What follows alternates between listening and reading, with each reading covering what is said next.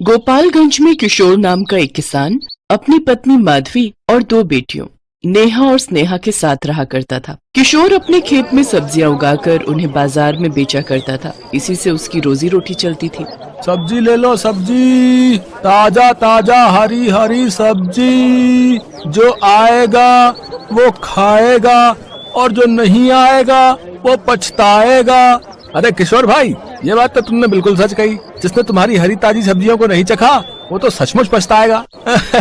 चलो अब मुझे 1 किलो पालक, 1 किलो मूली और हाँ 1 किलो ये मेथी तोल दो भैया। हाँ किशोर भाई, आपके खेत की सब्जियां तो पूरे बाजार में सबसे ताजी और फ्रेश होती हैं। मुझे ना आप 1 किलो सीताफल, 2 किलो टमाटर और साथ में प्याज भी तोल देना। जी, आप दोनों का बहुत बहुत धन्यवाद। आप लोग बस 2 मिनट रुकिए, मैं आपकी सब्जियां तोल देता हूँ।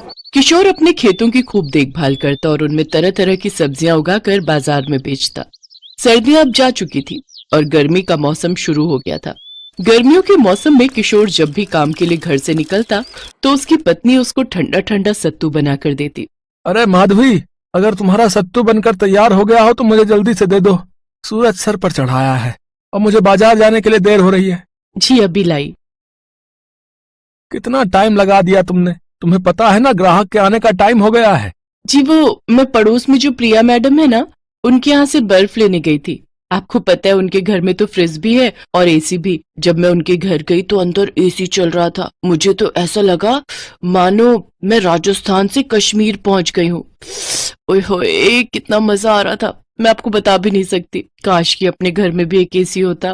माधवी, अगर सपने से बाहर आ गई हो तो मुझे सत्तू का गिलास पकड़ा दो, मुझे देर हो रही है। अच्छा, अब मैं चलता हूँ। और हाँ, वैसे खुली आंखों से सपने देखने में कोई बुराई नहीं है। देखो देखो है? किशोर अभी घर से निकल ही रहा होता है कि तभी धरती में एक तेज कंपन होता है और जमीन में दरार आने लग जाती है। किशोर को समझते देर नहीं लगती कि ये भूकंप है। वो जल्दी से अपनी पत्नी और दोनों बेटियों को लेकर खुले मैदान में चला जाता है और इस भूकंप में आधे से ज्यादा गांव तबाह हो जाते हैं। किशोर अपने परिवार के साथ सही सलामत बच तो गया था, लेकिन इस भूकंप में उसका सब कुछ तबाह हो चुका था। मई महीने की भीषण गर्मी में किशोर अपने परिवार के साथ यहाँ से वहाँ नंगे पैर भटकता रहता है। उसे कुछ समझ नहीं आता कि वो क्या करे। तभी उसकी बेटी नेहा उससे कहती है, माँ बाबा, मेरे पैर इस धूप में जल रहे हैं, मुझसे और नंगे पाँव नहीं चला जा रहा। हाँ बाबा, मेरे पाँव भी इस धूप में बहुत जल रहे हैं। नहीं बेटी, तुम मेरी गोद में आ जा और माधवी, तुम स्नेहा को उठा लो। इसके बाद वो दोनों अपने बच्चों को गोद में उठाकर चलने लगते हैं। काफी देर तक धूप में चलने के कारण उनके पैरों में मानो अंगारे के चटके लगने लगते हैं और पाँव में छाले तक पड़ जाते हैं, लेकिन फिर भी आंखों में आंसू की धारा लिए वो दोनों चलते जा रहे थे। कुछ देर बाद वो एक नदी किनारे रुककर पानी पीते हैं और फिर एक बड़े से पेड़ के नीचे झोपड़ी बनाकर उसमें रहने लगते हैं। एक ही झटके में हमारी सारी दुनिया ही उजड़ गई। इतने सालों की मेहनत सब बेकार हो गई। अब हम और हमारे बच्चे कैसे जिएंगे? अगर आप ही हिम्मत हार जाएंगे तो फिर हम सबको कौन संभालेगा? हम अपनी नई जिंदगी की शुरुआत करेंगे। अपने बच्चों की खातिर हम खूब मेहनत करेंगे। उन्हें किसी भी चीज की कमी नहीं होने देंगे। इसके बाद किशोर और माधवी दोनों ही एक अमीर आदमी के यहाँ काम ढूंढ लेते हैं और उसके यहाँ नौकरों का काम करने लगते हैं। उस अमीर आदमी का नाम सेठ राजपाल होता है और वो अपनी पत्नी नयनतारा और बेटे रोहन के साथ रहता था। उनका एक बड़ा सा बंगला था जिसमें जरूरत की हर एक चीज मौजूद थी।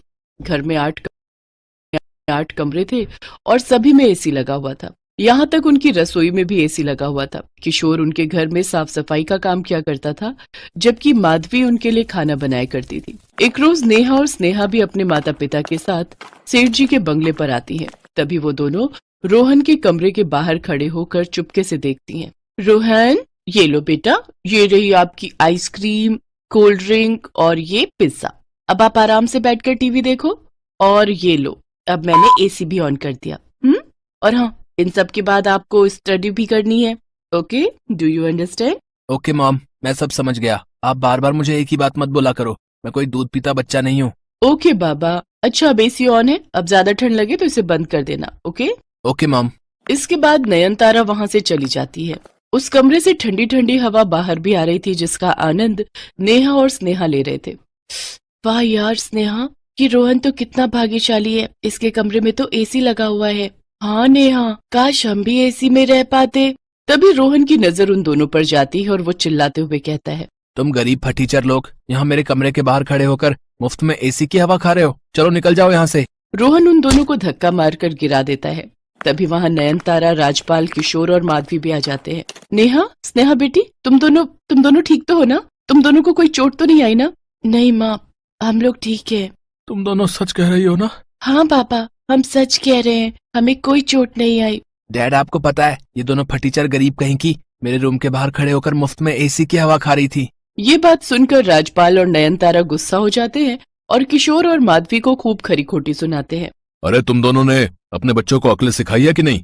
उन्हें कोई मैनर्स है कि नहीं? इस तरह किसी के रूम के बाहर खड़े होकर मुफ्त में एसी की हवा खा रही है। हमसे गलती हो गई जो तुम्हारे घटिया और गरीब बच्चों को अपने सुंदर से घर में आने दिया। अब इनको बोलो कि जल्दी से यहाँ से रफा दफा हो जाए, नहीं तो मुझसे बुरा कोई नहीं होगा। लेकिन मालकिन, वो क्या तुम दोनों को समझ नहीं आता कि मैंने क्या कहा? जल्दी से निकालो इनको बाहर, नहीं तो तुम दोनों को भी यहाँ से चलता करूंगी और नौकरी पर किसी और को रख लूंगी। बेचारी गरीबी के बोझ के तले किशोर और माधवी नेहा और स्नेहा को वापस झोपड़ी में जाने को कहते हैं और फिर वो दोनों भी बिन कुछ कहे वहां से चले जाते हैं। कुछ दिनों बाद जब उनकी तनख्वाह आती है तो वो अपने लिए किराए का मकान ले लेते हैं। किराए के मकान में पहुंचने के बाद नेहा अपने पिता से कहती है, माँ बाबा, हम किराए के मकान में तो रहने आ गए, लेकिन यहाँ भी तो सिर्फ एक पंखा ही है। क्या हम अपने घर में एक एसी नहीं लगा सकते? हाँ बाबा, हमें भी रोहन की तरह एक एसी वाले कमरे में रहना है और ठंडी ठंडी हवा में सोना है। माँ भी जब रसोई में हमारे लिए खाना बनाती है तो वो गर्मी में पसीने से पूरी तरह भीग जाती है। अगर अपने घर में एसी होगा तो माँ को खाना बनाते वक्त बिल्कुल भी गर्मी नहीं लगेगी और हम सब भी आराम से सो पाएंगे। मुझे माफ कर दो मेरे बच्चों, लेकिन मैं तुम्हारी ये मांग पूरी नहीं कर सकता क्योंकि हम इतने पैसे नहीं कमाते हैं कि हम एसी खरीद सके। हमें माफ कर देना मेरे बच्चों। अरे तुम सब उदास मत हो, मेरे पास एक उपाय है जिससे एसी के जैसी ही हवा लगेगी। हालांकि मेरा ये एसी थोड़ा सा देसी और अतरंगी है। इसके बाद माधवी रजाई को गीला करके खिड़कियों पर टांगती है जिससे घर थोड़ा ठंडा हो जाता है, लेकिन इसके बावजूद भी दोनों बच्चों का मुंह उतरा ही हुआ रहता है। अपने बच्चों को उदास देखकर किशोर और माधवी भी उदास हो जाते हैं।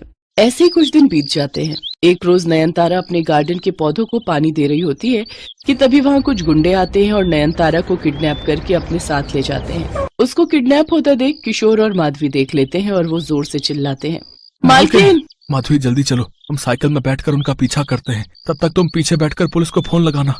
इसके बाद किशोर और माधवी जल्दी से साइकिल में बैठकर उन गुंडों की वैन का पीछा करते हैं और आखिरकार उन्हें रोक लेते हैं और किशोर उन गुंडों को खूब पीटता है। तभी पुलिस भी वहां आ जाती है और उन सबको गिरफ्तार कर लेती है।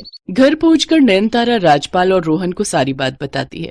अब उन तीनों को ही अपने किए पर बड़ा पछतावा था। माधवी, मुझे माफ कर देना। अब मैंने तुम दोनों के साथ और तुम्हारे बच्चों के साथ बहुत ही गलत व्यवहार किया, लेकिन फिर भी तुम दोनों ने अपनी जान जोखिम में डालकर मेरी जान बचाई।